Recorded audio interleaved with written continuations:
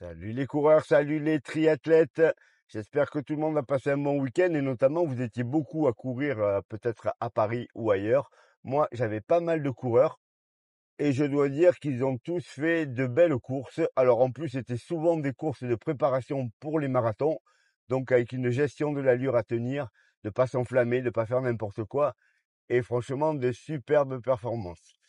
Le thème de la vidéo aujourd'hui, c'est la gestion du parcours et des conditions climatiques. Alors j'ai plein de nouveaux coureurs, de nouvelles coureuses qui arrivent dans mon groupe régulièrement et je me rends compte que j'oublie de parler de ça. C'est la gestion du parcours et des conditions météo. Je pense à cela parce que hier j'étais en train de débriefer mes athlètes de leur course ou de leur sortie longue du week-end et j'ai eu quelqu'un qui m'a dit ah, j'ai eu du mal à tenir l'allure, tu comprends, il y avait un faux plat montant et puis il y avait du vent de face, mais je me suis arraché et là je me suis dit, tu as encore oublié de dire que on court pas à la même allure si ça monte et s'il y a du vent de face. Ça paraît tellement évident que parfois j'oublie, mais oui les coureurs, oui les triathlètes, quand vous vous retrouvez dans des conditions qui sont pas des conditions normales, ben, il faut adapter votre allure. Alors comment faire?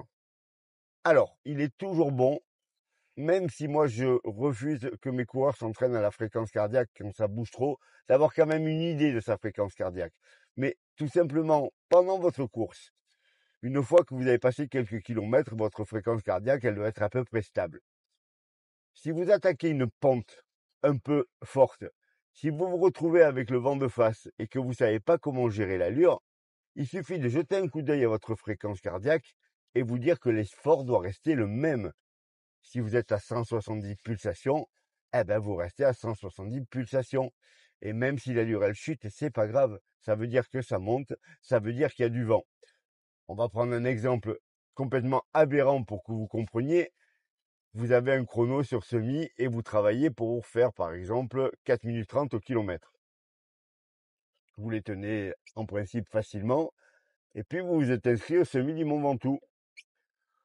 Vous savez pas ce que c'est.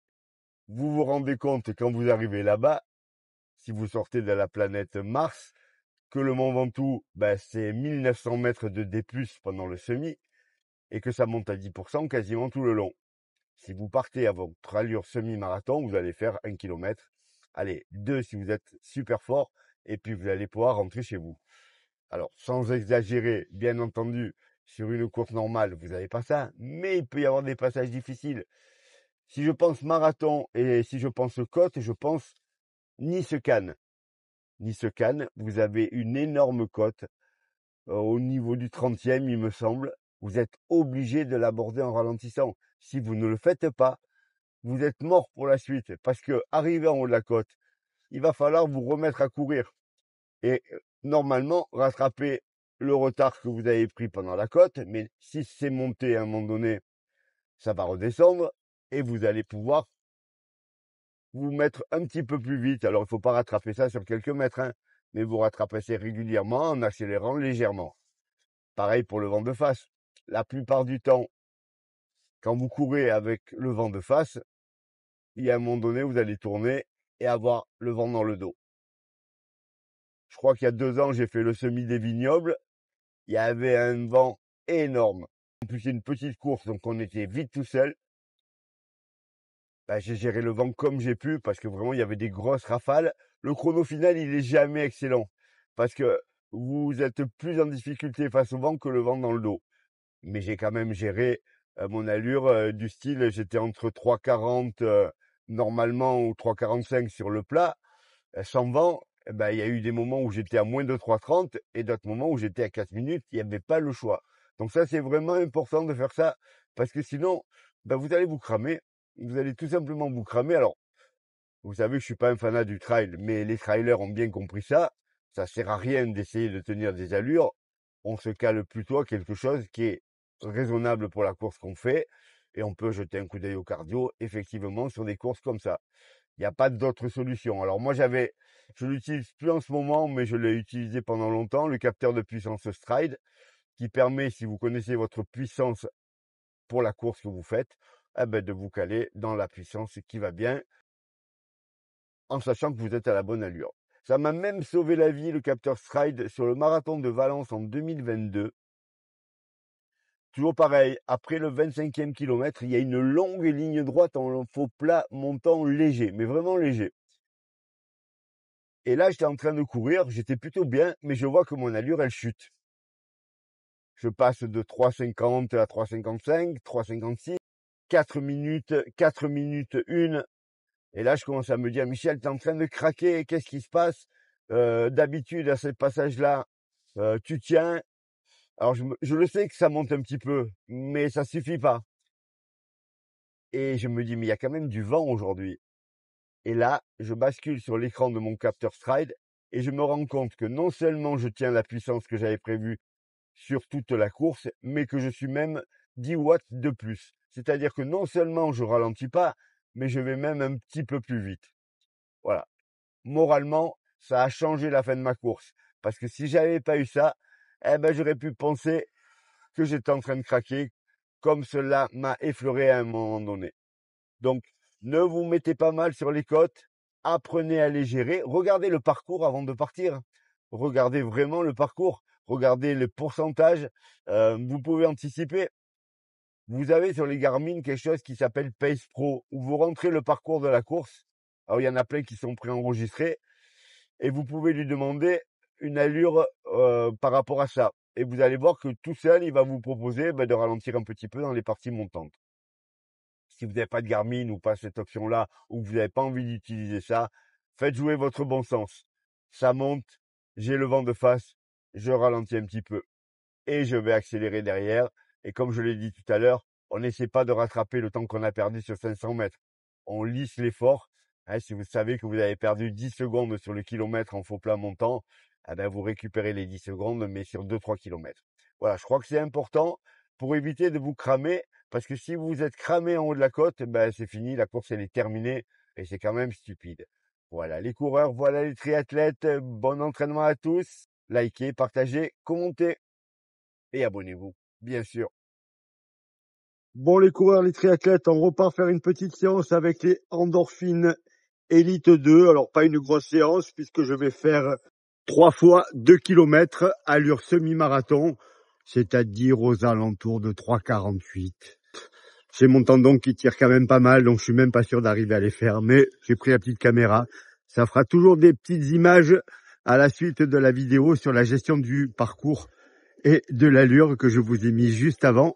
À ce propos, en complément de ce que j'ai dit dans la vidéo, n'oubliez pas la qualité du sol également. Si le sol est pas terrible, il faut en tenir compte. S'il y a des nombreux virages, il faut en tenir compte aussi. Allez, c'est parti, échauffement. Et ensuite, je vous filmerai un petit peu, peut-être les 2 premiers kilomètres et les 2 derniers, si je fais tout ça. Bon, échauffement terminé. Alors, c'est la deuxième fois que je mets les Elite 2. Et j'ai l'impression déjà de mieux les apprécier que la fois. Là, c'était le footing uniquement, mais vraiment, on est vraiment bien dedans. On va voir ce que ça donne sur cette deuxième séance. Je vous dis ça, bien sûr, à la fin. Et vous allez pouvoir suivre les allures sur la petite caméra, comme d'habitude. On est parti. Le petit support pour la caméra. Et on est parti. Allez, on est parti. Alors, de suite, bon, je pars un petit peu trop vite et vous voyez les allures. Elles sont beaucoup plus rapides que ce que j'avais prévu, mais les chaussures sont assez incroyables. Je me rends compte là, beaucoup mieux que l'autre jour, comme je vous le dirai plus tard. Mon rythme cardiaque, il est valable puisque j'ai mis une ceinture. Quand je vous fais des vidéos, je mets toujours la ceinture pour avoir des données qui soient correctes. Donc on est parti sur les 2 premiers kilomètres et vraiment l'allure, je la tiens vraiment tranquillement avec un rythme cardiaque qui monte normalement. Là, je vais me retrouver dans une partie légèrement montante. Alors, je devrais ralentir, comme je vous l'ai expliqué, sauf que c'est environ 200 mètres. Et là, les 200 mètres, je peux les passer plus vite. Par contre, vous allez voir que dès que je redescends, mon allure va s'accélérer naturellement sans que je fasse un effort supplémentaire. Vous voyez bien que mon rythme cardiaque ne monte pas plus que cela. Les chaussures à chaque mètre, je me rends compte qu'elles sont vraiment super agréables. Là, j'ai pas du tout le vent défavorable que j'avais eu l'autre fois. Et l'allure, je tiens une allure assez rapide, plus rapide que ce que je pensais pouvoir faire aujourd'hui. Mais les chaussures n'y sont pas pour rien. Je suis vraiment bien. Et je vais continuer comme ça sur les 2 kilomètres sans aucun problème, on va dire, avec une fréquence cardiaque que j'arrive à stabiliser à une allure de fin de marathon, alors que là, je suis quand même un petit peu plus vite que ça. Donc c'est vraiment agréable et je sens bien que la séance, ben, elle va bien passer parce que même si c'est le premier bloc, je sens bien que je suis pas en train de puiser dans mes réserves. Bon, première répétition. Là, vous avez pu voir les allures, elles sont assez rapides. La chaussure, elle est très très bonne. Je suis plus agréablement surpris que le premier coup. Alors je pense qu'il y a une raison très simple. Déjà, j'ai pas le vent de face aujourd'hui. Il n'y a pas de vent. Et ensuite, j'ai mis des chaussettes plus fines. Et je pense que tout simplement, elles chaussent vraiment petit. Et qu'il me manque une demi-pointure pour mettre mes chaussettes habituelles. Et ça veut dire qu'au niveau du pied, j'avais une petite gêne. Que j'ai absolument pas là. Donc vraiment agréablement surpris. Je vous filmerai le dernier 2 kilomètres. Donc là, c'était plutôt du seuil que de l'allure semi, vous l'avez vu, je suppose. Bon, deuxième répétition, je voulais pas filmer, mais pareil, aux alentours de 3,40, je pense. Vraiment bien. Bon, j'ai le tendon qui tire, mais raisonnablement. Je raccourcis les récup que je m'étais prévu à 2 minutes du 4, puisque je vais plus vite. C'est pas la peine d'attendre autant. Allez, on est parti pour le dernier.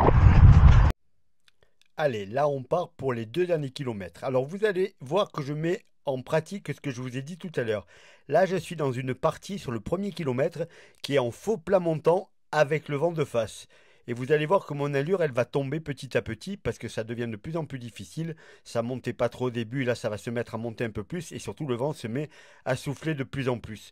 Donc je vais aller au bout de la ligne droite et puis je vais faire demi-tour et me retrouver vent dans le dos. Vous voyez que là je suis à 4 minutes au kilo, 4 minutes 5, mais je fais le même effort que dans l'autre sens où mon allure va accélérer immédiatement. Vous voyez, je suis à 3,36 au kilomètre. La fréquence cardiaque, c'est quasiment la même. Je me sers du vent favorable et je me sers du parcours qui est en faux plat descendant. C'est exactement ce que vous devez faire en course. Ne pas vous acharner à tenir l'allure quand ça monte et par contre quand ça descend, quand c'est plus facile, eh ben vous pouvez accélérer un petit peu et vous allez vous retrouver avec un effort équivalent mais sans la difficulté du parcours. Alors là, je finis même un petit peu plus vite que ce qu'il faudrait parce que j'ai envie de terminer. Là, ça redescend plutôt pas mal, il me semble, si je me souviens bien. Et je vais arriver au bout. Et les derniers mètres, par contre, ils sont à monter, mais il n'y a que 100 mètres. Donc je vais finir à la même allure.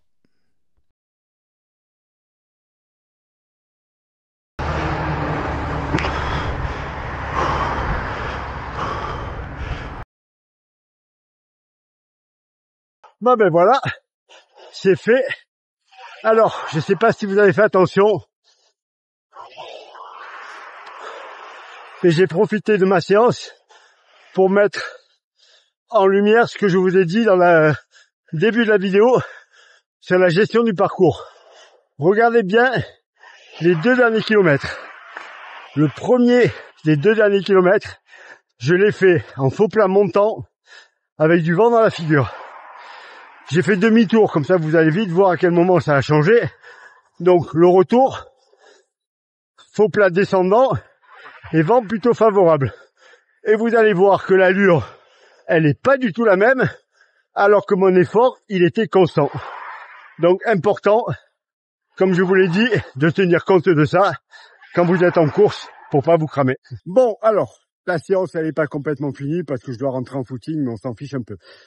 Deuxième test donc sur les Saucony Elite 2 et je dois dire que ma sensation elle est bien meilleure que la première fois. Comme je vous l'ai dit tout à l'heure, je pense qu'il faut prendre une demi-pointure de plus. Moi ça m'a obligé à changer de chaussettes, à mettre des chaussettes Compressport beaucoup plus fines et donc je suis parfaitement bien dans la chaussure et comme je suis parfaitement bien, je peux plus l'apprécier. La vitesse elle est là instantanément sans que je force énormément. Donc je pense que vraiment au niveau qualité de la chaussure il n'y a rien à dire. Faites attention à la pointure, mais oui, je vous la conseille. Si vous avez le budget, n'hésitez pas. Sinon, comme je l'ai dit autrefois, attendez les promos sur la Elite 1 ou attendez quelques temps qu'elle soit soldée, comme toutes les chaussures le sont. Mais vraiment, je pense que c'est un bon produit. Voilà, je pense qu'il me fallait 2 coups pour bien apprécier.